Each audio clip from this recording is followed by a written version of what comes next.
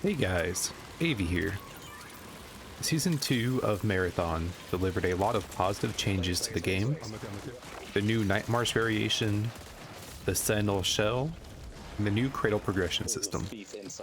But it's no secret that there were mistakes made with Season 2 between bugs, server issues, stale meta, and retroactively nerfing the loot drop rates across different maps in response to sponsored survival Night March inflating the economy very heavily at the beginning of the season. Marathon has been struggling with player count numbers since launch. Oh my goodness! And these issues have not helped to this dilemma. But, as you can see by these peaks, Marathon does pique player interest and get people in the door. Probably not as many as Sony and Bungie were hoping for, given the steep acquisition, development, and marketing costs associated with the studio and game. But there is interest here. People do come in through the door. Bungie's biggest mystery that they are continuing to investigate is figuring out how to keep people from turning around and leaving back out through that door. And that brings us to the topic of today's video: new player onboarding and retention. I have been pondering on this for a while, as I'm a no-life nerd with way too much free time on my hands. And I've come up with a two-part system that I believe Bungie should implement come Season 3. Before we begin, we need to address the reality that surrounds the entire extraction shooter genre as it pertains to attracting and retaining new players. And that is that your progression can actually go backwards if you have a string of bad matches. In other genres, such as arena shooters or battle royales for instance, if you have a bad game, you really don't lose anything besides a bit of your time. 10 to 20 minutes down the drain, but no harm, no foul, and you queue right back up and get into another game. But in extraction shooters, you risk losing everything you bring into the run with you. If you don't complete your contract and your crew gets wiped, not only are you not making progress, but you are actively going backwards in your progression. Gear can take hours, even days at times, depending on an individual player's skill level, to accrue, and the threat of losing all of it in the blink of an eye when you're just trying to learn the game will, understandably so, turn off a lot of people from trying the game or sticking through its learning curve. And Marathon, for better or for worse, has a pretty steep learning curve. Between navigating the UI, learning what loot you should be prioritizing, learning the maps, and understanding the in-game events, all while trying not to get your cheeks clapped by more experienced players, that is an awful lot to thrust onto a new player's shoulders.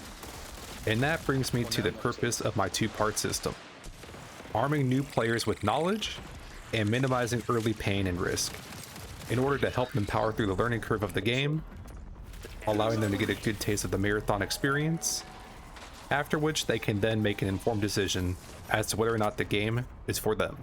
First, I propose that Bungie add a tutorial level for each map in the game. These tutorial levels, you can jump into solo at your own pace. They will provide a streamlined walkthrough of the map and the in-game events you can expect to encounter. So, on Perimeter for instance, you get to experience doing cache coordinates, secured resources, intercept event, commanders being dropped in mid-raid to guard secure resources, and fight the warden that can spawn. After completing the in-game events, you are then free to navigate around the map at your discretion to familiarize yourself with the POIs and how to rotate between them. And then you can leave the level when you desire. Obviously, the bots would need to be adjusted and very easy to take down, but allowing players to get a taste of what each map has to offer would allow them to understand, at least in theory, what to look out for and what they need to do to accomplish their goals. When you're a new player, have no idea where you're going, are trying your best to survive other players, it can be very overwhelming and overstimulating when Oni assaults your eardrums with, "There's a nearby profit opportunity," or a giant red box of death orbits above your head in the skies of Dire Marsh.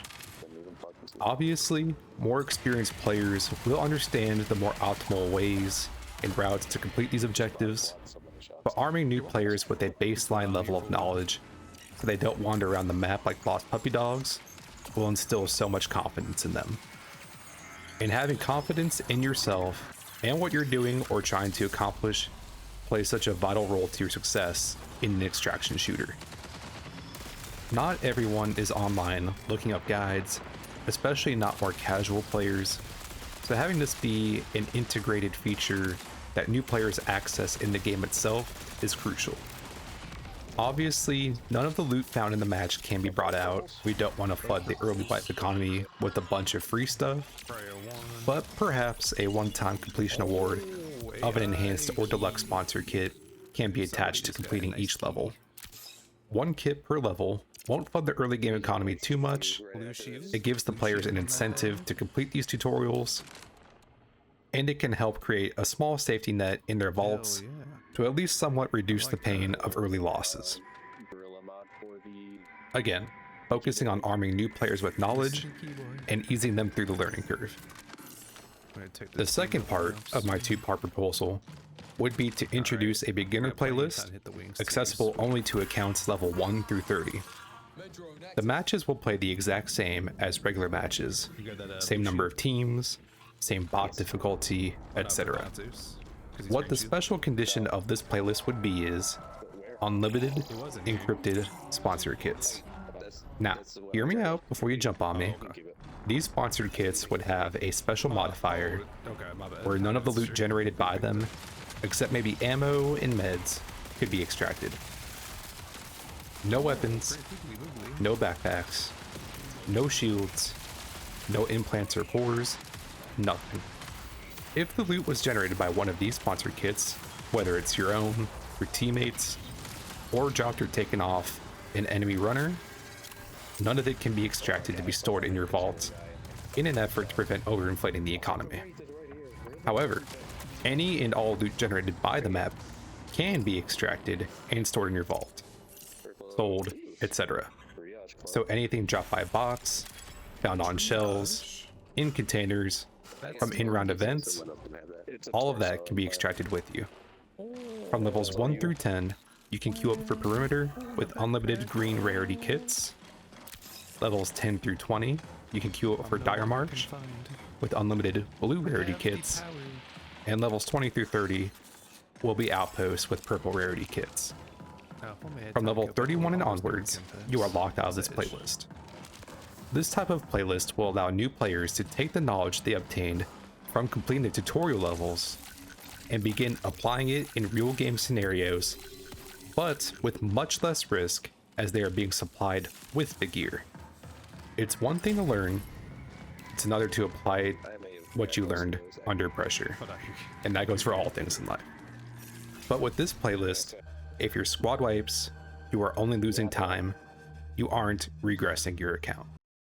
Players are getting a chance to build up a beginner level stash, complete some contracts, and get a taste, a glimpse of what their account progression could be like if they stick with the game, as the rarity of the kits increases depending on the map they're queuing up for.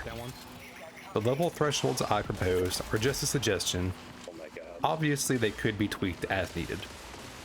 With both of these proposed changes, new players will be armed with a baseline level of knowledge needed to hold their own, and are given the chance to begin applying that knowledge in much lower stakes scenarios while being able to begin progressing their accounts and getting a taste of what's to come.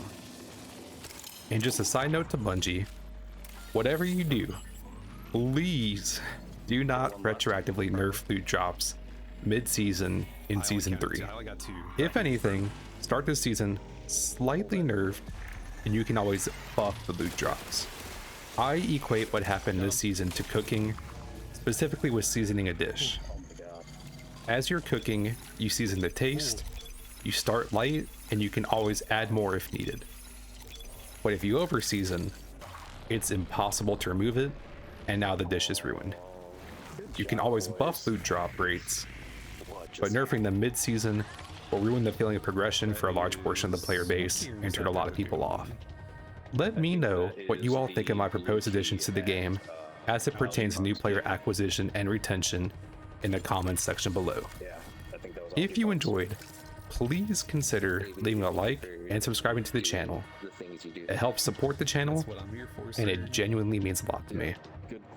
As always, stay happy, stay healthy. Peace.